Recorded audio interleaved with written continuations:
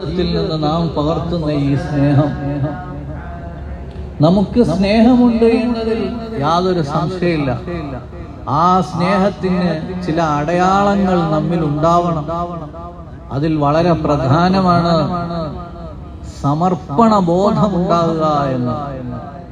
അള്ളാഹുവിന്റെ ഹബീബായ അഷ്റഫുൽ ഖൽഖ് റസൂലുള്ളാഹി സ്വല്ലല്ലാഹു അലൈഹി വസല്ലമ തങ്ങൾ തന്നെ ആദ്യം അവിടുത്തെ ശരീരത്തെ മുഴുവനും ചെറിയ പ്രായം മുതൽക്ക് തന്നെ അള്ളാഹുവിന് സമർപ്പിച്ച ജീവിതം. ആ ഇരിക്കുന്ന നമ്മൾ നിയത്ത് ചെയ്യണം, ഇനി എന്റെ ഖൽബ് അള്ളാഹുവിൽ നിന്നും അവന്റെ റസൂലിൽ നിന്നും അടർന്നു പോകാൻ പാടില്ല. ഖൽബിൽ അള്ളാഹുവിന്റെ ഹബീബിന്റെ നൂറിനെ നമ്മൾ സ്വാഗതം ചെയ്തിട്ടുണ്ട്. ആ നൂറ് ഇനി ഇറങ്ങിപ്പോകാൻ നമ്മൾ സമ്മതിക്കാൻ പാടുണ്ടോ? ആ നൂറിൽ എന്തെങ്കിലും വിഷം പുരളാൻ നമ്മൾ അനുവദിക്കാൻ പാടുണ്ടോ?